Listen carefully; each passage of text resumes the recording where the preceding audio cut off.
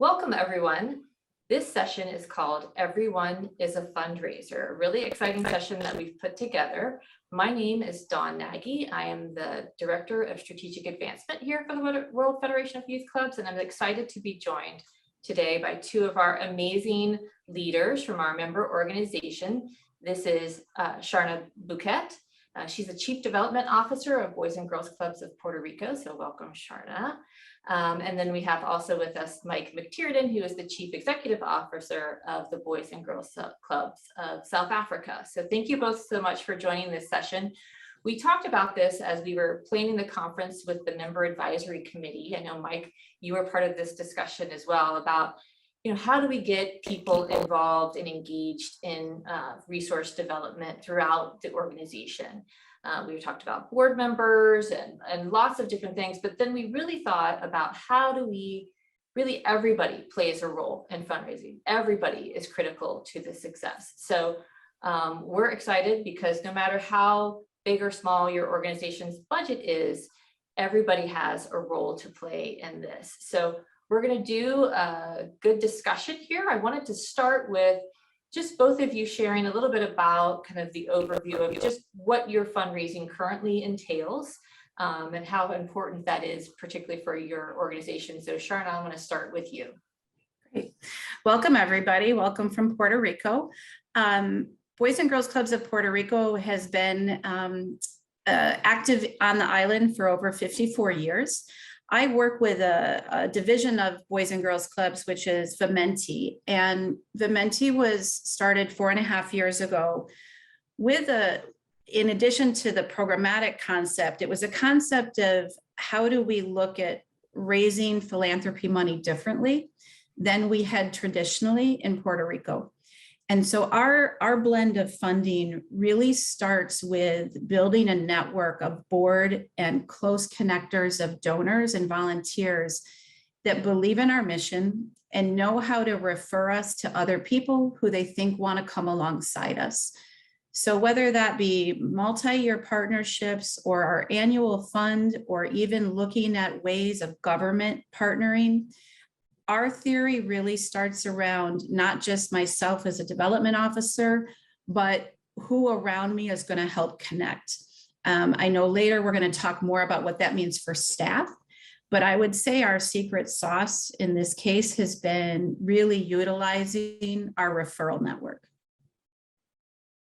Wonderful. How about you, Mike? Can you share just a little bit about your efforts there in South Africa? Sure, yeah, and thanks for having me. Nice to meet everyone on the conference. I've been with Boys and Girls Clubs for about 2 years. Prior to me arriving on the scene, we've been in South Africa for about 10 years.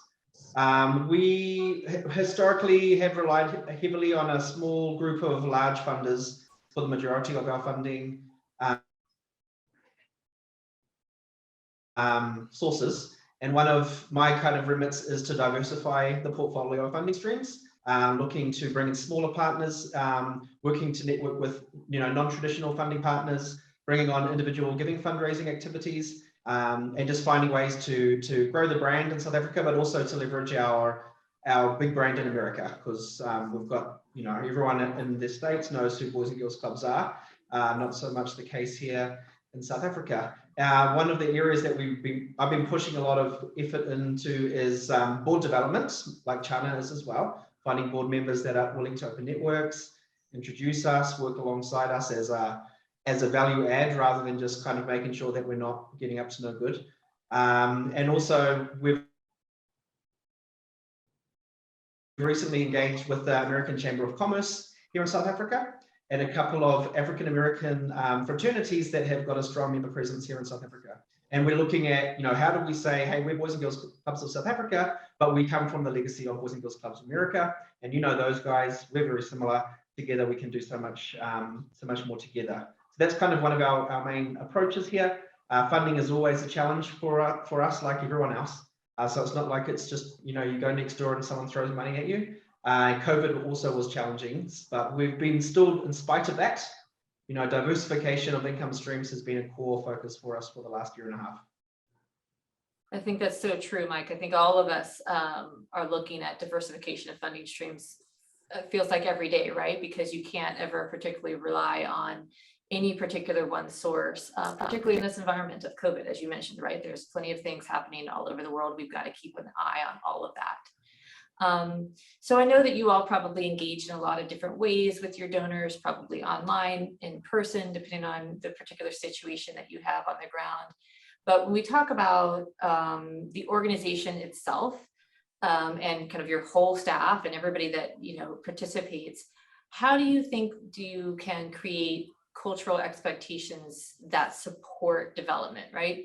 I personally, you know, think that it's everybody's job. Everybody has to have some certain things that they need to know to just be supportive. You don't have to be the one doing the ask, right? You may not have to do that, but everybody has a role in that. So how do you try to create cultural expectations in your organization? Charna, I'll start with you on that one.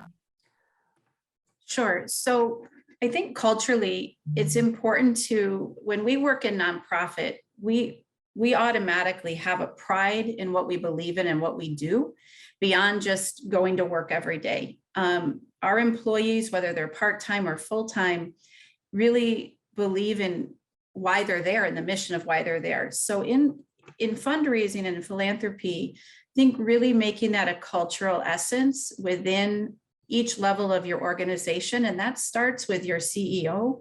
It needs to cascade across, and it does not mean that everyone is responsible for closing dollars. But from a time of a donor tour to being able to show energy if you have a donor walking through the building. You'll see in an image that is going to come up that we had a strategic retreat last week, and in our strategy, fundraising and philanthropy is a part of our strategic process, and it's a part of our outcomes, because obviously philanthropy and fundraising is a bottom line result that all of us have to be aware of. And our staff team, which was our program side, put together this tree, and it really showed how the branches interlink to be able to deliver outcomes. And I think back at different phases of my own career, and I look at where we have the most success is when the trust is there, the passion is there. And so when you have staff who can really show and live what they believe when they're visible to others, to me, that's how you begin that intersection of it's everyone's responsibility. So true. Mike, do you have more to add to that, really, about your organization and how it works within your organization?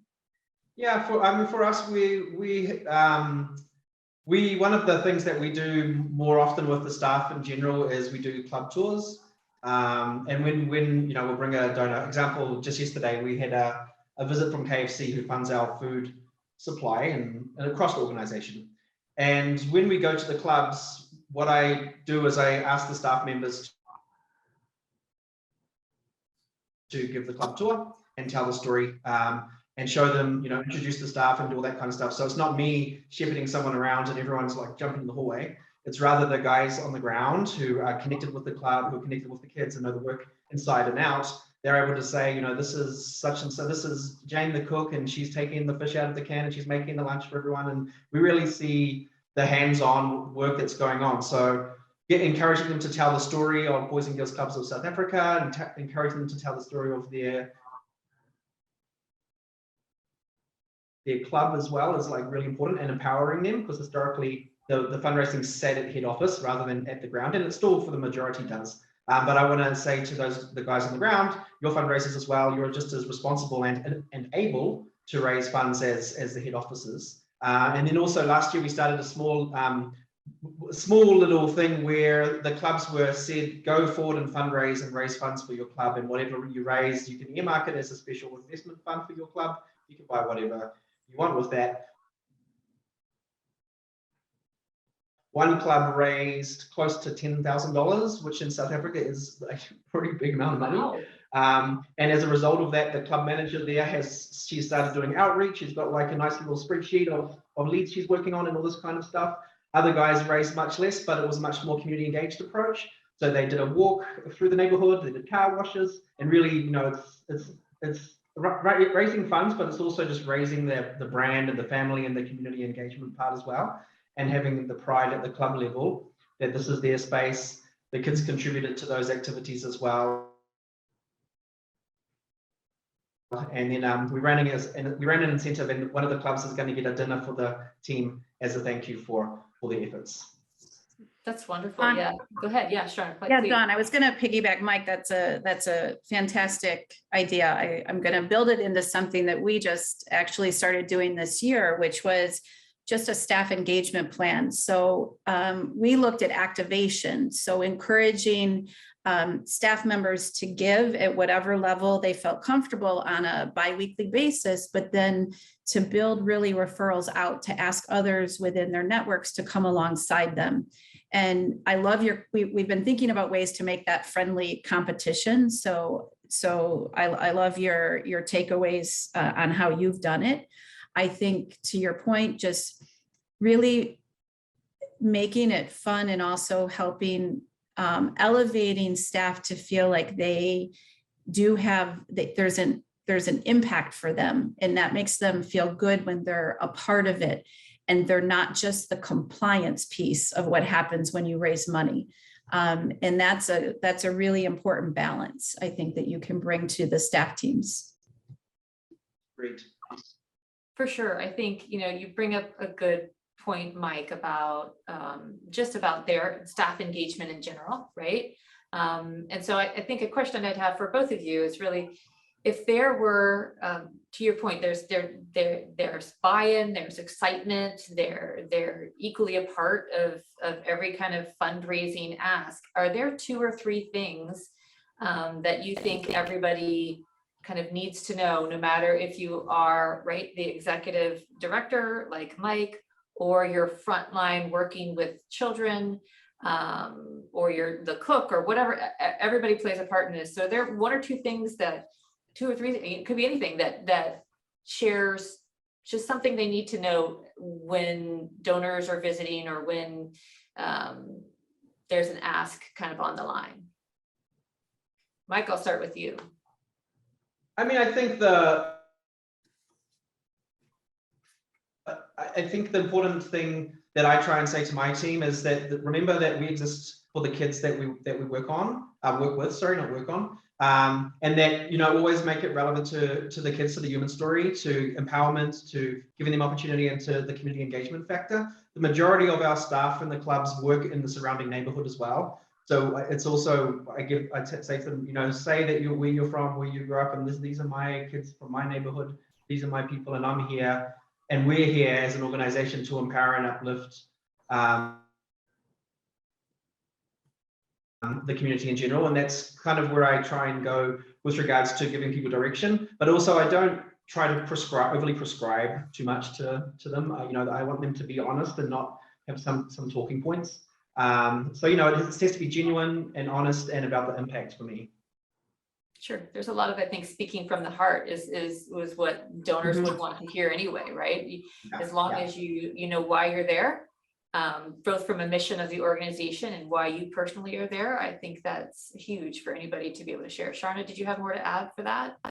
I would say that because I work directly in the fundraising realm, I see my role is communicating back to the staff team on how their work actually impacts our partners, and any details or feedback I get from the partner after a tour or connection that was made. I really try to elevate our staff's own image on how our partners saw how critical they are. So we have some of our donor partners who create mentoring opportunities in their workplace, for example. And so having the opportunity for a staff person to see the change in a child or youth that happens as a result of a partner, I guess trying to make it appear more than just money, so that it's not just about cash in, cash out. It's about there's a relationship that happens with the donor as well. So trying to kind of create that full circle for me is critical. For sure. I think everybody probably has like a favorite story that really touched them in a particular way, of something that happened with a particular youth member or family or something like that. I always think that's a key thing for people to have just kind of on hand. Let me tell you about this great kid that we work with, kind of thing. Mhm. Let me change a little bit from a fundraiser or a resource development perspective.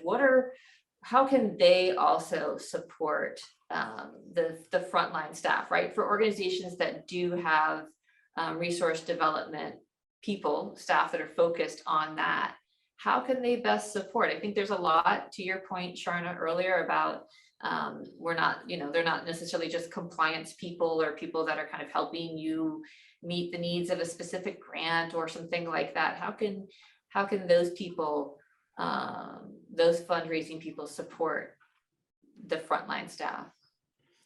I can start with that. So circling back on the point of compliance, it's really, as a fundraiser, when you know what your bottom line is, it can be very challenging to not chase money.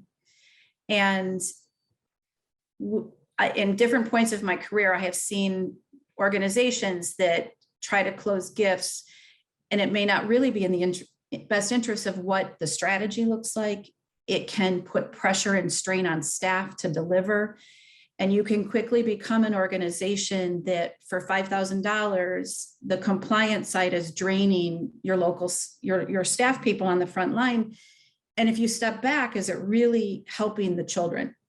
And so I think as a fundraiser, I've tried to build the trust, and I listen to the frontline team. And I know enough now to know what I need to stay away from with walking down a path of a gift. We build that into our strategy. So we have feedback sessions and we hear from the staff on really what is going well, what are your hurdles with this? And if we've missed the mark on how we've set up deliverables, we don't do that anymore. But 5-6 years ago, we had situations where we were trying to close gifts and it really perhaps wasn't delivering what we wanted it to. So I think being really transparent with your staff and making sure that there are formats in your strategy, formats in your executive sessions that you're hearing from frontline, because you might also be missing things that are needed. And so it's very important for gift officers to stay connected at that level of the organization so that you're not misleading or misguiding donors into a direction that is not going to help. Mike, do you have anything to add to that particular question? Yeah, no, I just would like to agree. We don't really have many resource development staff per se. It's myself and everyone else, which is a blessing because then everyone's a fundraiser, which is the point of this whole conversation. But I think also what Charna said, I think is really important about is the money strategic or is it just chasing dollars? I think is important. You have to be mindful of that. And an old boss of mine used to always say is the juice worth the squeeze. And that's the compliance part. If you're getting a little tiny bit of money and the burden is too much, you need to rethink if it's is it really worthwhile. But also, and I think that growing those legitimate partnerships and getting people that are aligned will lead to a much more much more flexible relationship, for lack of a better word. So I think that's, as you work together, finding those opportunities, not just chasing everything that comes across your desk. For sure. I would follow up on that just to say, Mike as a CEO mentioned that he spends a lot of his time in the fundraising planning and in meetings and in execution. And so whether or not you have a staff or you're a team of two, I think it's really important to look at how it is everyone's responsibility and know as you grow that one mistake that can be made is that as you add a full-time development person, some people may say, oh, yay, now this person is doing it all.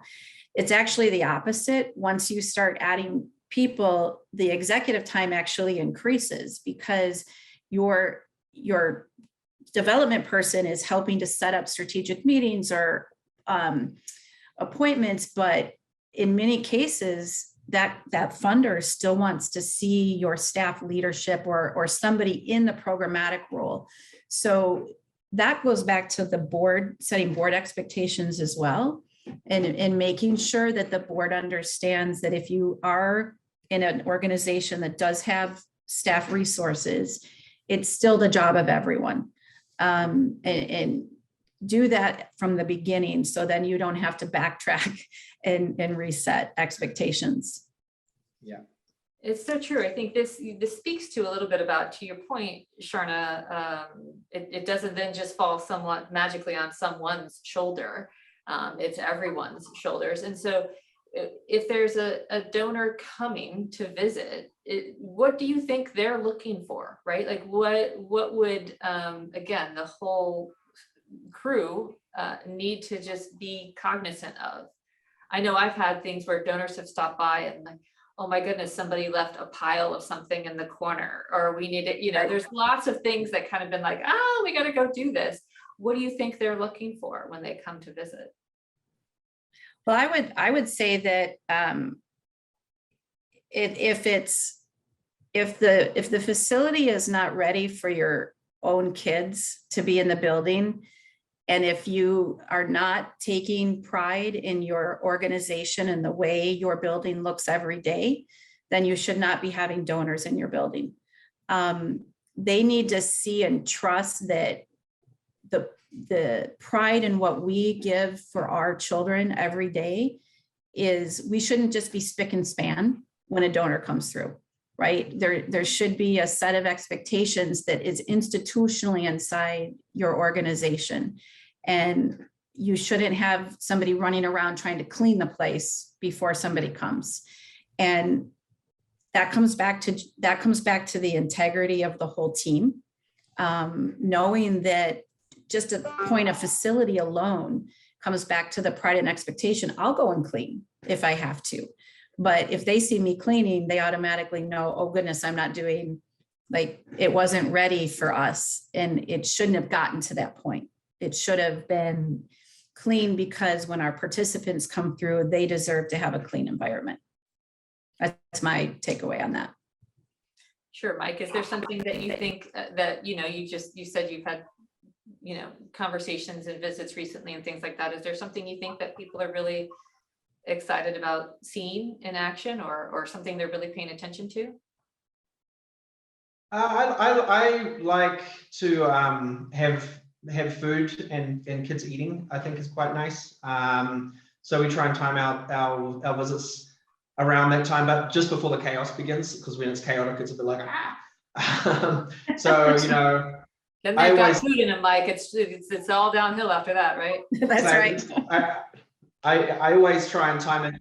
Yeah. So, and I think that people want to have a real experience. They want to see the real stuff. I worked for an organization previously, and we used to have boats, and we'd take people on the boats, and we used to always say, when you take them on the boat, make sure you get them wet. It's like, you need to really get the whole experience. This might be your one shot. So make sure that they go away saying, wow, that was pretty cool. That was pretty amazing. So that for me is what I'm always shooting for. I love it. I'm sorry, Charna, were you going to say something? I love that his point of experience. I think an organization that I toured with Boys and Girls Club several years ago was in Maine. And as a part of their Keystone program, they had student ambassadors. And so the students would be ready and had kind of graduated into this ambassador program. They would carry around a clipboard.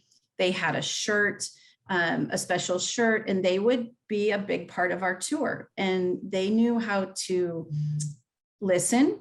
They knew how to ask questions. They knew how to share things that perhaps made an impact, or things that they needed from the club. And that's always stayed with me, and that they were really promoting the leadership aspect of the child.